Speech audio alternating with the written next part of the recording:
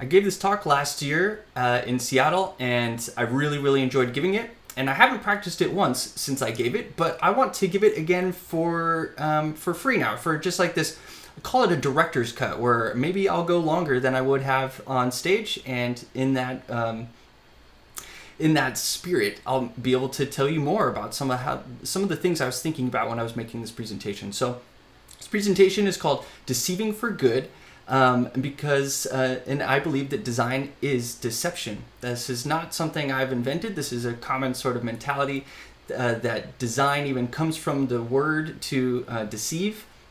Because what you're sort of doing is you're manipulating things in order for a desired outcome. So anyway, we're going to like dive deeper into this, but the high level here is deceiving for good. I need you to admit first and understand that you are a deceiver. You are creating deceit and deception, but you're doing it for good. And by understanding the really negative sides of where design can go, like this evil side, we'll even talk about dark patterns, will make you a stronger designer. So this talk is not necessarily tips about what good design is, but it's tips about how to not do evil design, and by not doing evil design, therefore being closer to what good design is. So let's go down to the next slide. So my name is Adam Argyle. I'm a CSS DevRel at Google Chrome. I'm a developer and a designer. I went to design school. I also went to computer science school. I've been making apps for 10 years. I've been very closely front end most of the time, which meant I was like implementing the pixels. I was always I call it intimate with the interface, where I would get to know every nook and cranny of the code and the design and the UX through iterations with QA and designers, and just always being in the middle, always being the implementer made it really tight for me to understand this stuff. And I started to get really opinionated and see some patterns. So today's talk is all about what is good design. And that's our quest, is we want to be better designers. We want to make good design choices. And how do we get there? And to get there, we are going to study wrong design. We're going to see what kind of design is bad, or things that to just be aware of, to not do, so that by not doing those, you're naturally making better decisions. And this is one of my favorite slides on this, which is evil villains are designers. This is where we kind of get to start with our perception swap of what we thought design was. Right? Okay, if you think about what a evil villain does, is they sit down and they look at all the variables and they have a goal, like a preferred outcome, and they design a solution. They design a strategy to get what they want. They're going to manipulate this over here, going to manipulate that, and by putting those all together, they'll get this thing. They design their way there. And I think that's kind of interesting. Evil villains are designers. Now, good guys are sort of like, they're designers as well. They're designing to how to outdo the evil person anyway. So there's like design all around us in all these different ways, and it's kind of fun to think about. And so here's a quote from someone that I really enjoyed reading books of, and just has excellent philosophy on design. It says, design as an act of planning is designing with cunning.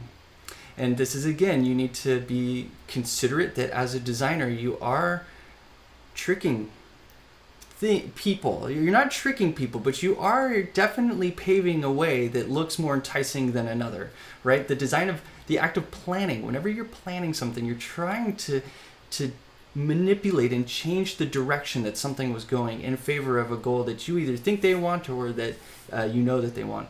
And this is done with cunning. This is like creativity is in cleverness and being cunning. These are all words that sort of share similar stuff. And let's talk about illusions really quick. So we have like digital and physical illusions. Like some of our physical illusions are, we have like a path that we need to walk by, or even like a house, or like our door handle. Like these are kind of like interfaces that have been made that defy gravity. Like a door handle shouldn't just hang there. It doesn't hang like that in nature. It's not even shaped like that in nature. We have manipulated the physicality of our world in order to make interfaces that are better for us, right? And this is what's cool. This is fun stuff. We also do it digitally. Housing. See, homes are unnatural landscape additions with objectives, right? We place these things in the landscape in a place that they didn't intend, and that house has an objective. And that landscape never needed the house. We did. And the shape of what we make is influenced by the area we wanted to inhabit. And that's it too. There's a push and a pull between us. When you're building a website, the environment that you're in has a push against the things that you're trying to pull. If you're in a native environment, there's a push and a pull. We are manipulating these things for a goal, for an objective. And machines, I was talking about door handles, how machines cheat most of the physics of our world. We're not just adjusted to the trickery they accomplish, we may even have false perceptions of the world because of it, right? Doors just swing open. They're just like slow and so elegant and soft, and sometimes they even shut and don't make a sound. Like, that's not how the real world works. We have heavily modified that to behave that way. I mean, it's kind of nice. So a question of design is also a question of freedom. It's like, how free are we as users? If I'm coming to your site and I'm looking at a good design almost just means the path forward for me is clear. I've been, the manipulation is so defined and so precise that I don't really have to think in order to follow it. And does that mean I'm free? Do I have perspective for what my choices aren't in that case? Because you make it really clear what my choices should be, but not the things that I need to consider to get there. And so that's what I mean. Sometimes design, through its good intentions, can actually have bad or unfortunate results because of the way that it actually trapped or removed the freedom of our users. And so we have power as a designer. And what do I mean by power? Well, quite literally, it's the ability to exert influence, to change behavior. As I work through these job caps, the way in which I design this pattern determines who is able to access my work and who will be excluded from accessing it. I'm shaping how usable this content will be. So that's Ethan Marcotte, awesome person to follow, great perspectives on the web and design. And what they're trying to say here is you have so much more power than you think you do. Whether you're the developer choosing the markup or you're the designer changing some colors and deciding on which icon, you are exerting your influence, you are changing behavior, and you're literally deciding who's in and who's out from your content. Be aware of this. Okay, so step one in this talk is admittance, right? Maybe you're even kind of considering it now. You're like, oh, maybe I am a manipulator and a deceiver in a way. I don't feel evil, so maybe I'm not actually evil and this dude's just kind of crazy. But step one is going to be admittance. Step two are accidents. So these are things that you do on accident as a designer that can be bad. Step three are evil things. These are things that aren't necessarily accidents. Someone went deliberately out of their way to manipulate you into a behavior that was beneficial for them, and they're dark and it's nasty. Never do those. And then we're going to end with some conversation on ethics. I'm not a huge ethics proponent. I mean, I am, but I don't think I have the right voice for it. I think there's other voices that have been much stronger there, and I just want to point you to them and quote some of them. So anyway, let's face it, right? We deceive. We are deceivers. We are changing some landscape. We're changing the words that we use. We're changing the colors and the pictures, and we're saying, oh, let's use a nice picture here to kind of sell that. We're deceiving. Design creates artificiality, contravents, and unnatural interventions that aim to promote certain behaviors over others, right? That is its goal. Its entire goal is come here, read our stuff, and we're going to convince you why you should choose this route and not that route. We want you to take some action, right? There's a call to action. It's nice and big. What's the call to action do? Something for me. I mean, there's something for you in it too, but it's mostly for me. And so go to this form and do something, and you're like changing behavior, right? Okay, so here's one of my favorite interfaces to talk about here that's about manipulation. Consider a trailhead. We trust the sign on the trailhead. Follow the earth manipulation and hope it's headed to the aforementioned destination, right? There's a little sign at the beginning of this skinny pathway. There's a forest wall and a tiny corridor and a sign that says, go here to the cool cave that's at the end of the river or whatever, right? And you're like, sweet. And then you just walk down this path. You trusted everything about that. You trusted that the sign didn't lie. You trust that the path is actually leading you to a cave. And you only know by the time you get there. A designer, someone designed that experience for you. That is the user experience of getting to that cave. It starts at that trailhead. Maybe even started on a map that got you to the trailhead. Okay, so we manipulate. Usually we're doing it in good, right? We want to take people to a positive destination. Don't worry. That's what folks tend to ask for, right? They came to your site saying, I needed to go to a cave. And you said, well, here's a trail that goes to a cave, right? Usually you are following what they intend, and it's no big deal. So let's talk about some of the illusions that we have in architecture, product, and software. Well, let's see. Maybe that slide I was supposed to talk about illusions, or maybe there's illusions that we find across all these things, right? So we're kind of painting these illusions. We're creating these experiences. We're there is a lot of mind painting that we do in our clients and the people that are reading our content. So But then there's probably someone who's watching this talk right now who was out in the crowd when I did it, who's like, no, but I'm human-centered. Everything I do is human-centered. And I'm not saying that you aren't. I'm just saying that you are intentionally deceiving for good. And that's good. You're already doing that. But there is a side of design that you should lean into and consider about how much manipulation and where you're manipulating, what you're manipulating for. So, right, we optimize for delightful, fulfilling outcomes. This is at odds with the business though, right? As a human-centered designer, you want to make something delightful, but if it's not actually creating business outcomes, then no one's going to care. So delight doesn't always get better outcomes, and this is at odds. So this is something that what design needs to be strategic about, right? You have your design strategy, right? Do you even have that phase? I mean, right? You're going to create a strategy. What are you trying to take over the world? I don't know. So anyways, you have a strategy, right? And we're trying to figure out the relationship between delight and exploitation. Like, we need to get you to take this action, but we need you to feel good when you get there. Anyway, right? This is a lot of the difficulty of being a designer. These are things that you have to think about. So first step is, right, we're deceiving people.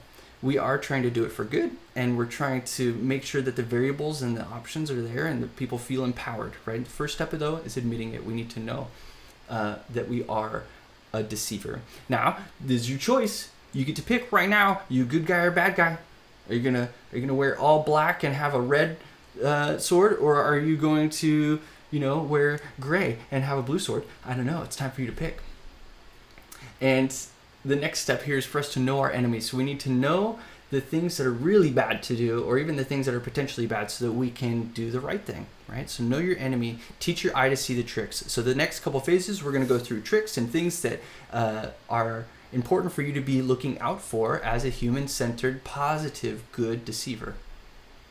So accidents. Oops, did I do that? This is where I insert Steve Urkel gif. I don't have one though. Maybe I'll do an impression. No, I'm not gonna. Okay, so let's talk. Okay, I like this accident quote here, which is, any sufficiently advanced neglect, though, is indistinguishable from malice. So yeah, you accidents are fine, right? You made one accident, it's okay. You make two accidents, you make three, you make four. Now you're just starting to look like it might be malice, because this is starting to look like neglect, and it gets.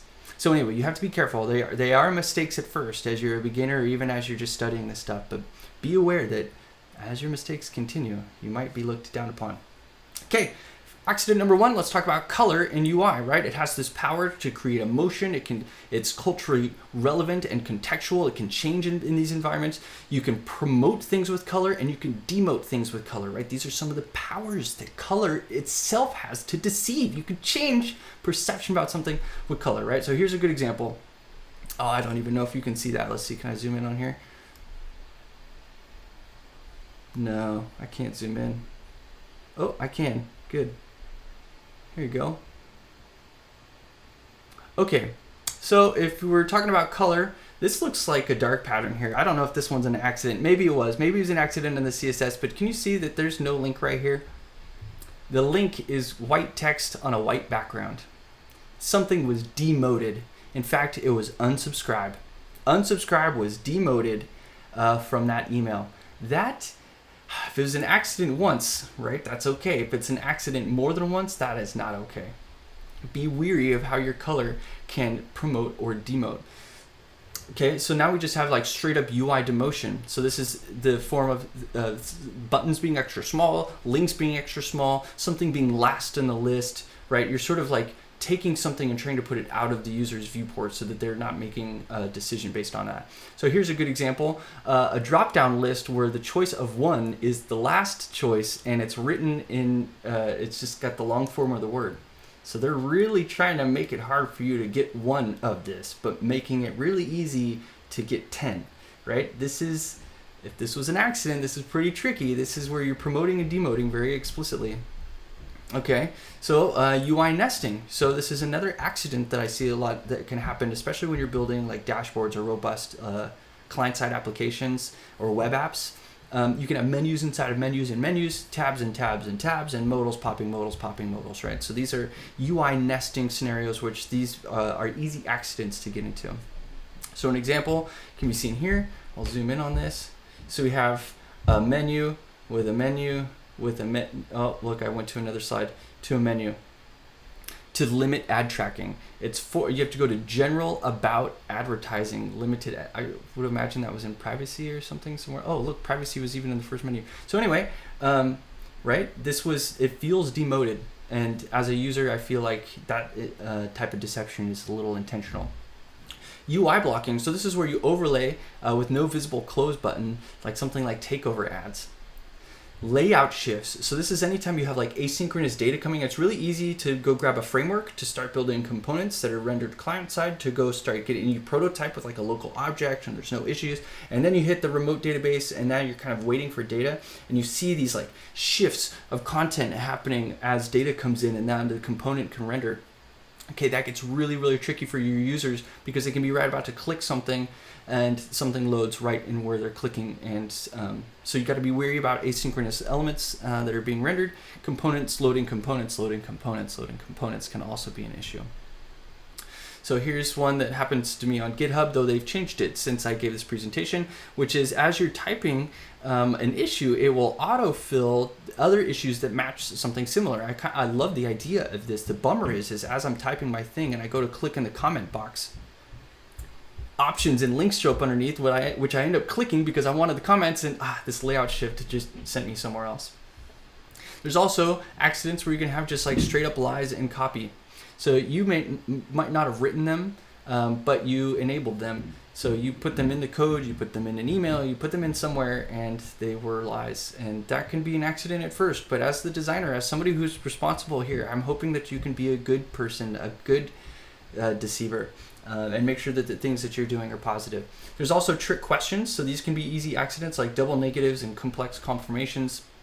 Here's one right here where, so they have keeping in touch. By pressing continue, you are giving us and other Virgin companies permission to inform you. We'll keep in touch. But then this says, don't want us to stay in touch? Tick the box and we won't contact you or share your information.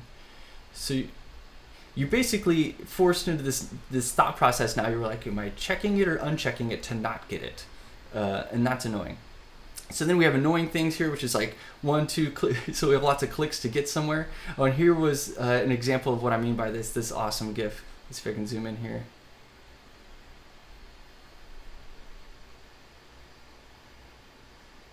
It's probably feeling a little too real right now.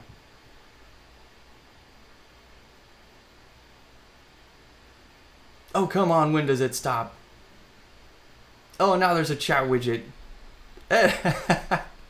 Okay, right? That hurts. That hurts to watch. And if you have any more of those, I'd love to see them. So let's talk about dark patterns. These are labeled design patterns. So these are known in the industry and they continue to get aggregated and grown. And they're labeled by sort of category of how they're deceiving people. And let's go study some of these. These I think are evil. These aren't just accidents that you see casually thrown around. These are deliberate and they're trick-based, and anyway, they're nasty. But let's study them just like we're going to study the other things to not do, just so that we know a better idea of what to do. So anyway, you have trick questions that can show up. This is a dark pattern type, or trick questions. Appears to ask or say one thing at a quick glance, but something else when read carefully. So we have this one here. It says, please enter your details to reserve your time. First, last phone. Okay, so we have check boxes. Please do not send me details of products. Okay, check that to do not send. Then check this to please send me details from third. Wait, there's a trick in here somewhere. Please do not send me. Anyway, I'm already having to think too hard. Try to keep your words as close to the, even just QA some of your questions. Go ask people the question. Also, in the trick questions thing, they could ask one question and do something different with the checkboxes that they want. Like UI can be very ugly. Okay, so here's another evil one. This is called sneak into a basket. And this is sometimes while shopping and checking out, an app sneaks items into your cart. Yes, this happens. Here's an example in GoDaddy. Basically, as soon as you start the checkout process of like something as simple as a domain, they auto give you a bunch of deals and you kind of have to go undo them. There's also scenarios where you'll add one thing and then they'll add like a child product as like a promo in there. And you're just like, I don't want these things. Don't insert things into my basket. The Roach Motel. These are apps or UX scenarios where it's easy to get in and hard to get out. And this would be something like back in the day when you could, that was my children up there. We'll see what that was later.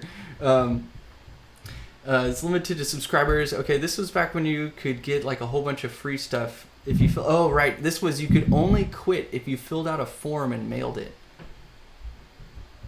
Right, so kind of tricky. It's like easy to get in. Here, we'll give you all this free stuff. Oh, but if you want to leave, you gotta send us this form by mail, and it better be right, or else we're gonna like not let it be in there.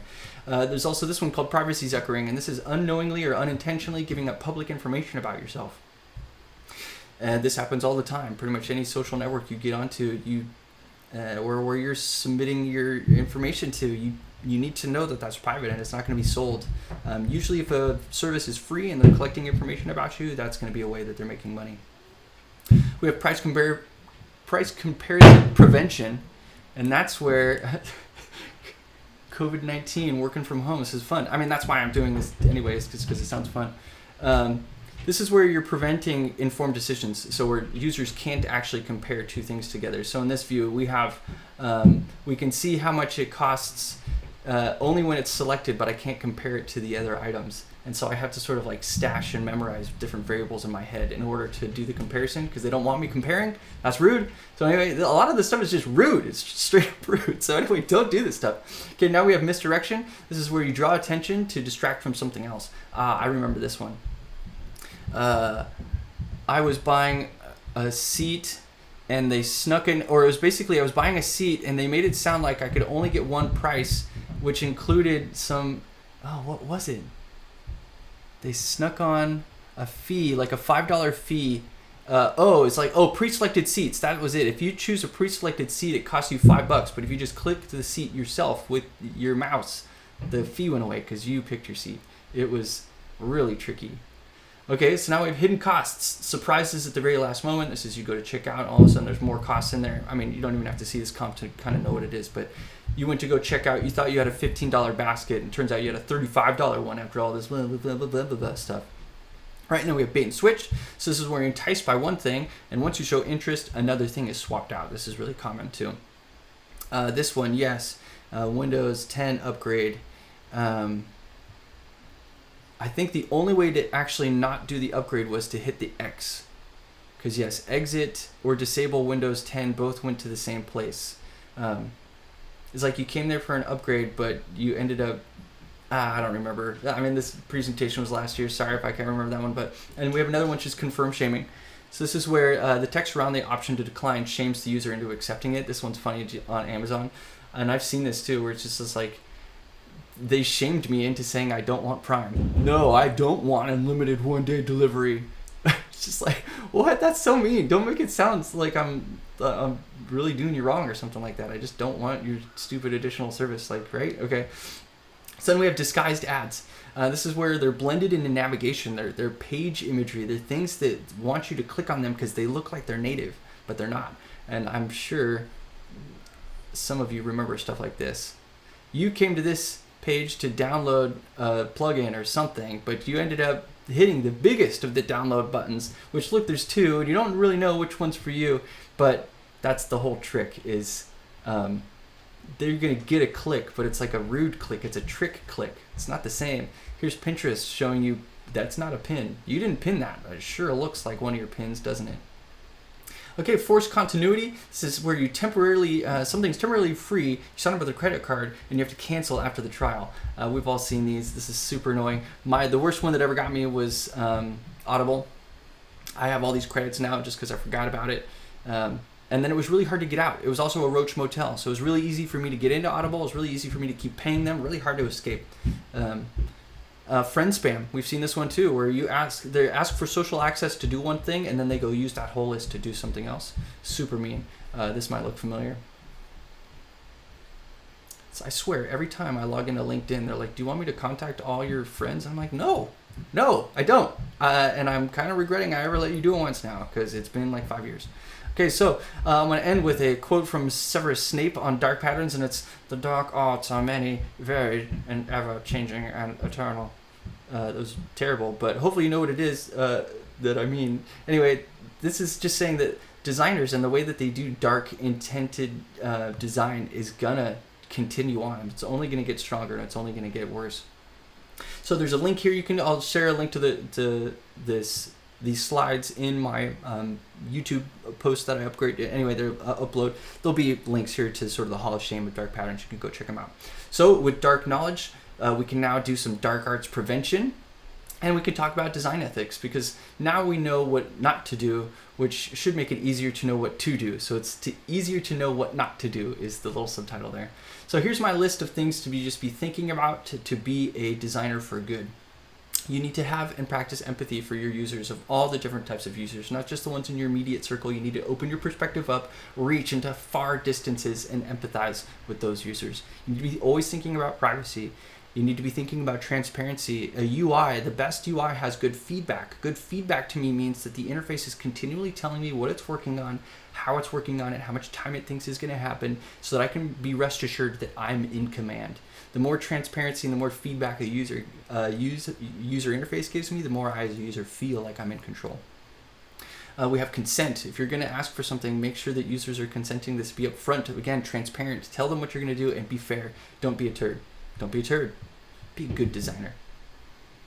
This is a quote from Morton, who you can find him on Twitter. Lots of great design ethics quotes. And I like this one here, which is work focused on human flourishing through ethical practice and method. He's trying to define what design ethics is. So anyway, I'll just give that some context. And it says, it's work focused on human flourishing through ethical practice and methodology, and it's centered on the rights, capabilities, and agency of the end user. I really like that.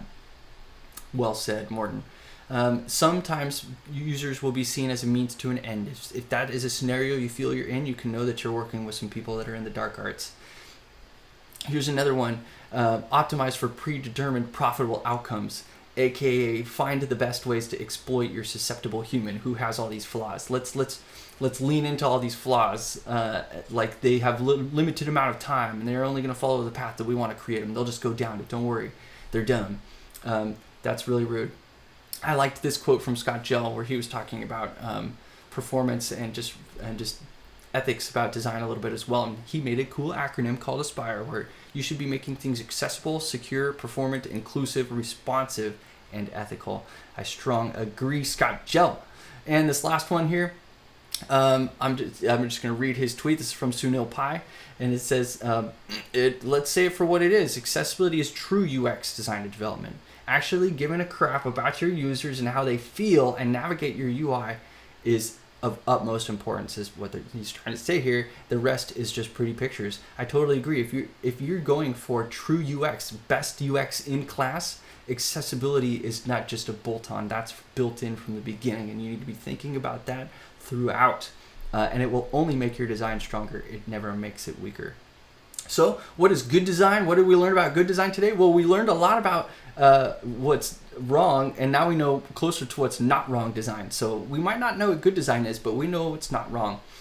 And one of the most significant and longest lasting misconceptions designers have made is assuming the inherent benevolence of their creations, right? This is probably something you felt when you heard me pitching this at first, which is, I don't do that. I'm good in this world. And well, he's trying to remind you right here that this is something that designers have always struggled with, is just realizing that they are a type of deceiver. Now, what they do with that skill is on them.